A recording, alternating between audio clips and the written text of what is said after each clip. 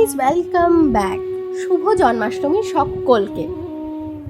আমি জানি এই ভিডিওটা যতক্ষণে পোস্ট হবে ততদিনে হয়তো জন্মাষ্টমী পেরিয়ে গেছে, কিন্তু আজকে আমাদের একটা বিশেষ দিন। কারণ আমরা আজকে রেডি হয়ে চলে গেছিলাম মাসিমণির বাড়িতে। আর মাসিমণির বাড়িতে যে গোপাল আছে, ওই গোপাল যে কী আদরের সেটা আমি হয়তো বুঝিয়ে উঠতে পারবো না। আমি মনে মনে চেয়েছিলাম যেন আমি আজকের দিনটা মাসিমণির বাড়িতে আসতে পারি। তাই সমস্ত প্রতিকূলতা সামলে কাটিয়ে গোপাল আমাকে ঠিক নিয়ে এসেছে। আমি খুব খুশি। যাই হোক, বন্যার ভিডিওতে তোমাদের সবাইকে বলেছিলাম যে রাস্তা ডুবে গিয়েছিল, নৌকো করে আসতে হচ্ছিল, কিন্তু এই তো দেখো রাস্তাও শুকিয়ে গেছে আর মাসিমণিদের বাড়িতে লোকজনও আসতে পেরেছে। কিন্তু চারদিকে জল রয়েছে, এখনও পুরোপুরি কমেনি, কিন্তু রাস্তাটুকু শুকিয়ে গেছে। সবই গোপালের দয়া। যাই হোক, ঘরে ঢুকেই প্রথমে যেটা দেখলাম সেটা হলো চারপাশটা এত সুন্দর করে সাজিয়েছে মনু এবং সুমনদা, পায়েল সবাই মিলে, যে খুব সুন্দর লাগছে। মানে এই পিঙ্ক আর হোয়াইট বেলুনগুলো আমার খুব পছন্দ হয়েছে। আর বিশেষ করে গোপালের আসনটা যেখানটায় সাজানো হয়েছে, গোপালকে বসানো হবে। আর এই তো সকাল সকাল উঠে সাজুগুজু করে নিয়েছে গোপাল। এখনও স্নান হয়নি, কিন্তু কি মিষ্টি লাগছে। আমি ওকে মন ভরে দেখে তারপর রান্নাঘরে গেলাম দেখতে কি করছে সবাই। এই তো মামিমা কাজ করছে। মামিমা তালের বড়া ভাজছিল। আর মামিমাকে কিন্তু আমার মামাবাড়ির ব্লগে দেখানো হয়নি। মামিমা কিন্তু আমাদের সবাইকে যে কোনো অনুষ্ঠানে খুব সাহায্য করে, চুপি চুপি এসে সব কাজ করে দেয়।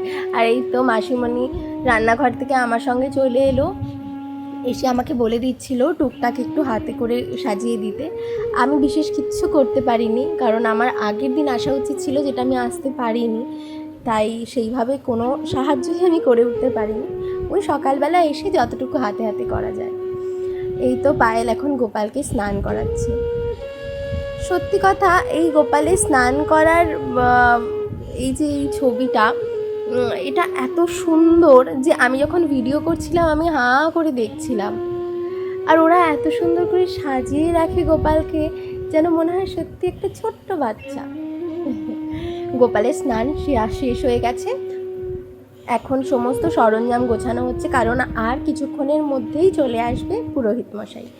আর এই পদ্ম ফুলের মাঝখানে গোপালকে কী মিষ্টি লাগছে বলো তো। এই তো দিদা আমার পাশে বসেছিল পুজোর সময়, তাই দিদারও একটু ভিডিও করে নিয়েছি। দিদা বলছিল আমার ভিডিও কেন করছো। আমি কিন্তু শুনিনি। এই তো দিদি বসে আছে, মামিমা বসে আছে, মাসিমণিদের বাড়ির সমস্ত সবাই পরিবারের লোকজন, আর এদিকে আরও যারা এসেছিল পুজো দেখতে, পুজো দিতে, তারা সবাই। পুজোটা নির্বিঘ্নে সুন্দর করে কেটেছে। আর পুজো দেখতে দেখতে মনে মনে ভাবছিলাম, সত্যি আমি কত করে গোপালকে বলেছিলাম, গোপাল আমি যেন তোমার পুজোতে আসতে পারি। আর সত্যি যে আমি আসতে পেরেছি, সেটা সত্যি আমার কাছে স্বপ্নের থেকে কম কিছু নয়। আর এই সব কিছুর মাঝখানে একটা ছোট্ট গোপাল এসেছিল। বাচ্চাটা গোপাল সেজে এসেছিল, আর ওকে খুব মিষ্টি লাগছিল, কিন্তু একদম কথা বলেনি আর একটুও হাসেনি। তারপরেও আমরা ওকে নিয়ে খুব মজা করেছি, ওর অনেক ছবি তুলেছি, কিন্তু শেষেও কোথায় গেল আমি ঠিক খেয়াল করিনি। ও আমাদেরই এখানে, মানে মাসিমণিদেরই পরিবারের একজন, ওকে একটু আদরও করেছি আমরা। এই সব মজার দিনে বাচ্চারাও সমানভাবেই মজা করে। এটা তো আসলে বাচ্চাদেরও দিন, কারণ গোপাল তো নিজেই একটা ছোট্ট বাচ্চা। তারপর আমরা একে একে অঞ্জলি দিলাম। অঞ্জলির পালা শেষ করার পরে গোপালকে দোলনায় দোলানো হচ্ছিল। সবাই একে একে দোলনায় দুলিয়েছে গোপালকে। এই তো মনও দোলাচ্ছে, তারপরে যারা যারা আছে সবাই। আমিও গোপালকে দোলনায় দুলিয়েছি। এবং তারপরে যেটা হয়েছে সেটা হলো, গোপালের জন্যে যে পায়েস রান্না করা হয়েছিল, সেই পায়েসটা গোপালকে খাইয়ে দিচ্ছিল মাসিমণি আর পায়েল মিলে। আর এই সব কিছুর পরে আরও একটা জিনিস ছিল, সেটা হলো গোপালের জন্য একটা ছোট কেকও আনা হয়েছিল। ওই কেকটা গোপালকে খাওয়ানোও হয়েছিল, আর সেইগুলো আমরা সবাই মিলেই খাইয়েছি একটু একটু করে। আমার খুব মজা হয়েছে আজকের দিনে। আর এই সমস্ত কিছু শেষ করে আবার আমি ফিরে যাচ্ছি। তোমাদের কেমন